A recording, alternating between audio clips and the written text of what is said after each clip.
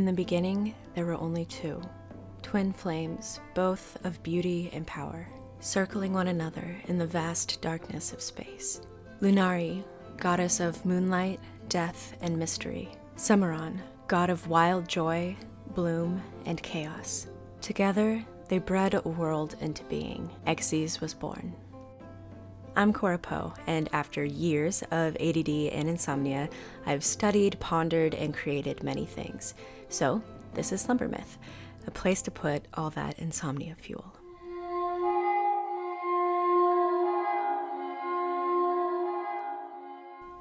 Join me as I introduce the divine hierarchy of gods that birthed my D&D 5e compatible planet, Aexes.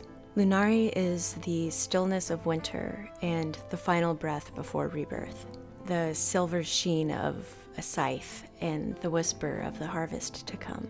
She is the turning of seasons and the veil of death, also the sacred rhythm of life. Her natural dragon form, she gleams like pearl and starlight, iridescent white, blinding and soft. In humanoid form, she is a towering beauty, elegant and gleaming like snow in the moonlight, glistening with unknowable power. She is Mother Goddess of the world, a belief few deny. She was once the deity of Aexes' most revered religion, Lunarism, acknowledged by all and upheld by the Vulchari, a sacred condor subspecies of Aarakocra, who once populated her monasteries as the most devout Lunarians, once prolific throughout the Three Sisters. But now, all but one Lunarian monastery stands, cut off from the rest of the world in the highest snowy peaks of Crystal Gate. Flourishing death trees used to be found at multiple locations in nearly every city in the Three Sisters, the three only countries on Aexes: Vora, Mara, and Fira. Monasteries were built around these trees to feed them life energy and worship Lunari's death cycle. The religion was largely banned, villainized, and ostracized around the world many years ago, and is modernly believed to be a myth, or misunderstood and looked down upon as a sadistic cult. Very few people make the pilgrimage to the last remaining mountain monastery for funeral rites through this ancient, fading belief system. All other monasteries were abandoned or destroyed after mobs made this pilgrimage just to condemn the practice of the religion. Death trees, also known as Edelwood trees, still stand in the ruins of all the other monasteries. They have wilted like massive frozen flowers, abandoned and cut off from their nourishment for centuries. Summerron is her mirror and her chaos. The laugh at a funeral, the drunken dance at dusk, the playful hand that shifts the threads of fate. He is the god of festivals, of springtime and passion, of mischief and of renewal. His dragon form is sleek and black as obsidian, shimmering with color just beneath the surface of dark glass. As a humanoid form, he stands regal and sharp, an impossibly handsome being with a mischievous glint in his eyes, the literal king of the world. A belief system dedicated to him, the blooming path, ancient as lunarism, remains followed by the world's most ancient populations of elves, Eladrin, and Fae. In the shifting breath of spring and the beating sweat of summer, those who walk the blooming path dance in honor of Summerron, often called the bright-blooded lord of life's laughter. His is the gospel of joy, pleasure, chaos, and creation. To worship Summerron is to understand that life is a grand gift, and the jest of the divine, meant to be enjoyed, as every soul is both actor and audience in the theater of fate to which he always remains director. His followers believe that time is a spiral, not a line, where destinies loop and intertwine like ivy on a sun-drenched wall. Perhaps it is this that appeals most to those blessed with longevity. Well-meant mischief is sacred, for it stirs stagnant waters, and renewal is holy, for decay feeds the bloom. His clergy, known as time-kissed, wear robes of ivy and heatless flame, and their temples are made from natural stone and groves, where stages may be lit daily by his dual suns at the edge of reality. Festivals mark the turn of every season on Aexes, but that on the threshold between spring and summer is by far the largest. Each act of love, merriment, and art is a form of prayer.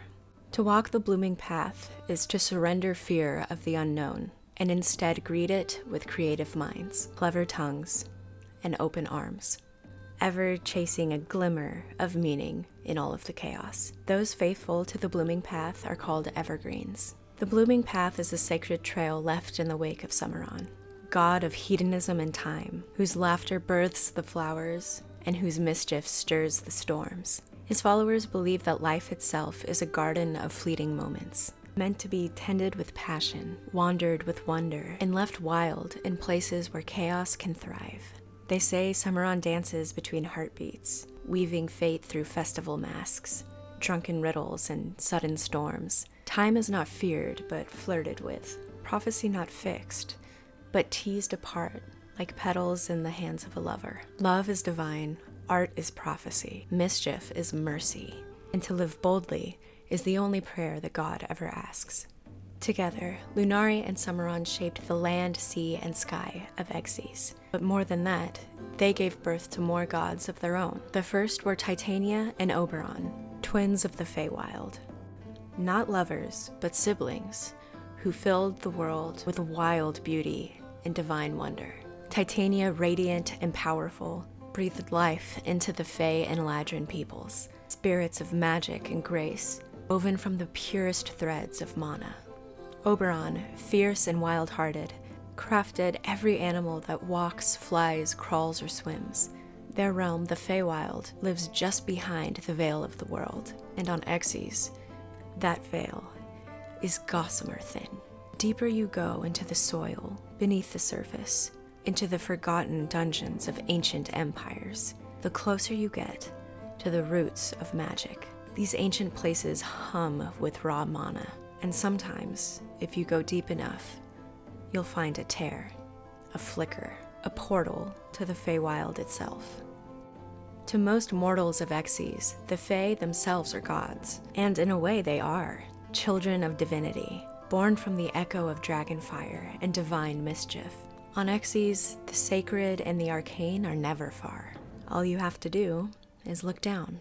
The lunar solar calendar used throughout Mother, the sole continent on Aexes, is similar to that of Earth's, aside from Summerron's 2 suns, as it is a binary solar system. A 365-day year split into 91.25-day seasons, each dedicated to the gods and grand gods. Lunari's season is autumn, Titania's is winter, spring belongs to Oberon, and Summerron, naturally, has summer. The grand gods, parents of the world, Lunari and Summerron, love Aexes dearly. They vigilantly keep watch over all the living children of the world, maintaining the sacred balance of life and death, joy and sorrow, magic, fate, chaos, and the peace that only the grave can bring. Should their children strive to disrupt this balance, what do you think they'll do?